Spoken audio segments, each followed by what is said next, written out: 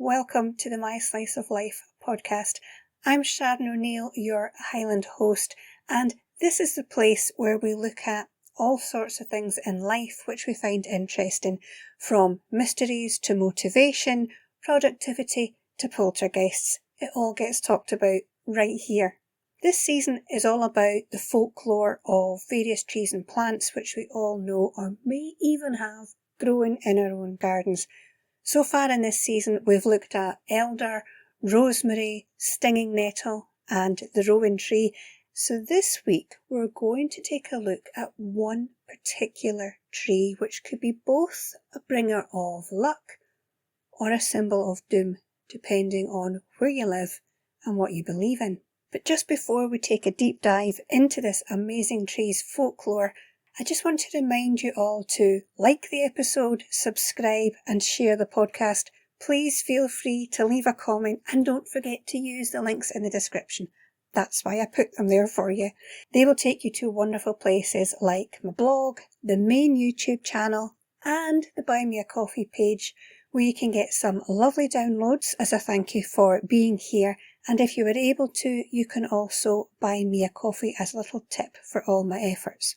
Also want to give a big shout out to the lovely people at Budget Seeds who were kind enough to give me a code to pass on to my UK listeners so you can get 10% off when you buy from them. Use the link below for budgetseeds.co.uk. Use the code SO'Neill10 to get your 10% off. There aren't many companies who would support a channel as small as mine, so I am very grateful to them for doing that. So Budget Seeds, thank you. Now, let's get back to the tree of the week. Should have a jingle for that. I don't. And this week we are taking a very close look at the folklore of the hawthorn tree. If you saw the thumbnail, that gave it away. It's also known as the may, the fairy thorn or white thorn, and the crataegus. I think the crataegus. The hawthorn has long been a tree of contradictions. In some traditions, it's seen as a protector, offering blessings and safeguarding against evil. In others, it's feared, a tree that should never be cut down or brought indoors, lest misfortune befall you. For this episode, I'm using information that I found online, as well as a couple of great books I've come across, so I'll leave a few links in the description for you so you can go and check them all out for yourself as well. Hawthorn trees are native to temperate regions of the Northern Hemisphere, including Europe, Asia, North Africa and North America. It is one of the native trees of the UK and can grow as a little shrub or right up to 10 metres tall. And considering they can grow for over 700 years, it's not surprising that it has so much folklore attached to it. But it's known for more than just its folklore. Hawthorn has long been associated with heart health, and in ancient Greece the physician, good luck with this, Dioscorides, I'll go with that. He said the hawthorn is an effective treatment for improving the strength of the heart and to increase the blood flow to the heart. And today in the herbal remedy world, hawthorn is used for heart health, and now there are studies being done which actually back up this use of hawthorn when it comes to heart health. One study, which was done on more than 850 people, came to the conclusion that taking hawthorn extract alongside the heart meds showed an improvement in exercise tolerance, a decrease in shortness of breath and fatigue. And many other studies have also been done, and they too are showing that the humble hawthorn may just be what our hearts are needing to keep healthy and help prevent disease. As with all these things, of course, more research needs to be done, and I'm not telling you to go and use hawthorn. I am not a herbalist. Disclaimer. But it may be something you want to do more research on for yourself. I did come across a video on YouTube on a channel called Danu's Irish Herb Garden. I think it was Danu or Danu. And this video was all about the hawthorn. Now, the lady who runs the channel is called Terry, and I don't think she says she's a pagan on the description, but she does talk a lot about, the mother goddess, and she does a lot of the kind of pagan things, or things that I would associate with paganism. And although that isn't my thing, I do find her information and herbal remedies and recipes to be really interesting and helpful. Now, why am I telling you all this? Well, In the video I watched on her channel, she talks about hawthorn, and she says it's not just good for the heart in relation to heart disease, but she says it's also good for things like bereavement, where the heart has been hurt, and also to give your heart courage, if you're needing to do something difficult or challenging. And I thought that was interesting, how hawthorn is seen as good for the heart physically, but emotionally too. And in the old days, I found out that people would actually carry hawthorn charms for just this type of thing. Now, when it comes to the folklore of the hawthorn, there are quite a few well-known tales and beliefs. Hawthorn has long been associated with May Day and the ancient Celtic festival of Bealtaine. And I know now that I have been saying that completely wrong before when I called it Beltane. It isn't Beltane, it's Bealtaine, Irish. But because hawthorn blooms in May, it became a symbol of fertility, love and new beginnings, that time of spring when everything's coming back to life. Maypoles were sometimes made from hawthorn wood, and people would decorate their homes with hawthorn blossoms, except in areas where this was considered to be bad luck. For some, it was considered good luck if May boughs were cut on May Day Eve or very early on the morning of May Day. This isn't the first time Bealtaine has been mentioned with regards to the trees and plants that I've talked about here. If you caught last week's episode, you'll have heard it mentioned there too when I talked about the stinging nettle. And in case you aren't familiar with Bealtaine, it's a pagan festival held on May Day, the first day of May, and it has a lot of folklore attached to it. I have a feeling we'll be hearing a lot more about Bealtaine as the season progresses, and I will do my best to try and remember to say it correctly. But on May Day, there is the bringing home the May, which is thought to date back to the Roman times when they honoured Flora, the goddess of flowering plants. Now, the 1st of May is when the May Queen and May King are dressed from head to foot in blooms and leaves. The prettiest girl in the village got to be the May Queen and was to sit near the maypole, and she'd be wearing clothes adorned with flowers, especially hawthorn blossom. The May King would be covered in greenery, especially oak and hawthorn, and only his face would be visible. Now, when I was looking this up online, I wanted to find out if the May King and the Green Man are the same thing, and it does get a little bit confusing. Well, to me anyway.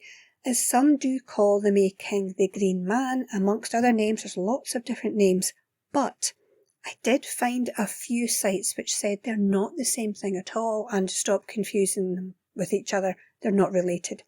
They said the Green Man is an architectural design which you can see on many churches, and I have seen that. And there is, as you would imagine, a lot of debate about whether it's a pagan sign taken on by Christianity, as well as what he actually symbolises, and many see him as a symbol of rebirth, resurrection and creation. But despite this, I found out that the Green Man was actually on the bottom of the invitation sent out for the coronation of King Charles, and it caused quite a stink. So I'm going to put a link in the description for that so you can go and take a look at it yourself. Right at the bottom of the invitation is a big graphic of the Green Man, so go and take a look at that and see what you think. The hawthorn is a tree which seems to bring good or bad luck depending on what you do with it and where you live. For example, in some places it's thought to be bad luck if you cut a bough and bring it into your home. And this has nothing to do with witches or anything like that. It's believed this notion came about because of the strong odour of the May blossoms, which were said to smell like the plague. Children especially were discouraged from picking the flowers of the hawthorn and bringing them indoors, being told it would kill off their mothers. Now, research has shown that the hawthorn blossoms contain trimethylamine, something like that, but it's a chemical also present in decaying flesh, which might explain why people associated them with death and the plague. However, not all regions feared the hawthorn. In some places, people would hang hawthorn branches over doorways to keep evil spirits away. It was also believed that planting a hawthorn hedge around a home would protect it from malevolent spirits. The Greeks, on the other hand, believed the May was the flower of fortune, and it was a symbol of luck for newlyweds. May blossoms were held over a couple as they were married, with the bride wearing a headdress which was also covered in the delicate flowers of the May. They would even have hawthorn blossoms on the altar, and then later, after the ceremony, torches which had been made with hawthorn wood were lit to guide the pair to their marital bedchamber. One very big belief, held even to this day, is the connection the hawthorn tree has with the fairy world. This is a belief which has been around for a very long time, and according to Celtic mythology, hawthorn trees were believed to mark the entrance to the other world, a realm inhabited by spirits, deities, and fairies. These mystical beings, though, were not the friendly fairies of modern times, the modern stories that we get, no Tinkerbells here. These were powerful and sometimes dangerous spirits. Now, the Celts considered the hawthorn one of the most magical trees alongside the oak and the ash, and together these three formed the sacred triad of trees. Cutting down hawthorn, especially one standing alone, was thought to bring terrible misfortune. They considered the hawthorn a tree of transformation and protection, often using its leaves and flowers in ceremonies. This connection with the fae was held very strongly in Ireland and Scotland. Hawthorn trees, particularly the solitary ones standing alone in fields, were believed to be sacred to the fairies, the fae. And according to tradition, anyone who dares to cut down a fairy tree might suffer bad luck, illness, or even death. It was believed that the fae would live either under or in those solitary trees, so if you cut one down, you were harming the fae, and they would have their revenge. The hawthorn in the hedgerows, however, were fine, and you could pick from them pretty much no problem. Just be respectful, but you really were best not to bother picking anything from those lone ones. Just stay away from them. Now, you might think that this is all a lot of nonsense, but even today, a lone hawthorn tree in a field will be left alone by most people, and it doesn't stop at farmers and gardeners. Some roads and buildings in Ireland and Scotland have been rerouted to avoid cutting down a lone hawthorn tree.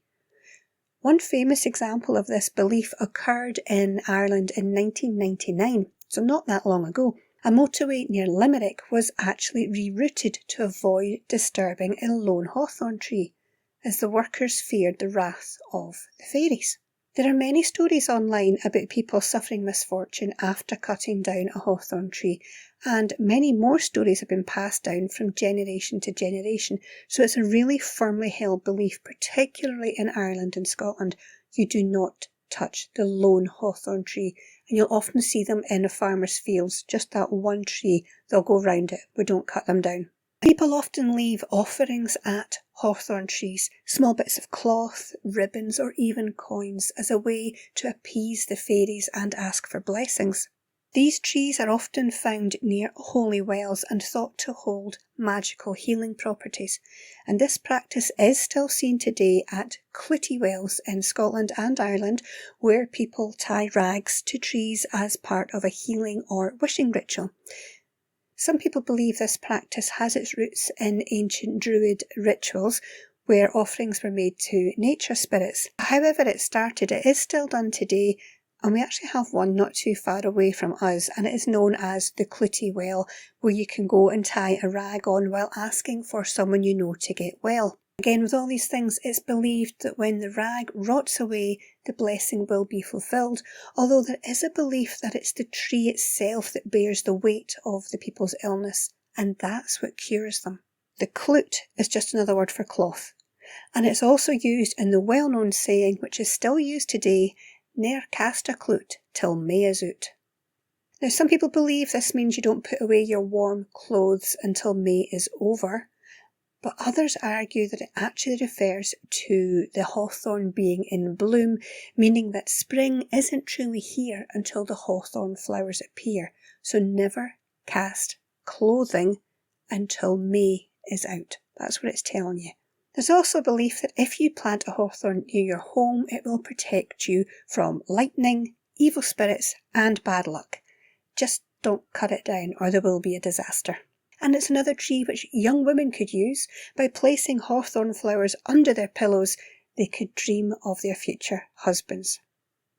I don't know if anybody still does that, but I think it sounds nice. if you don't mind the stench of death coming from your pillow, apparently.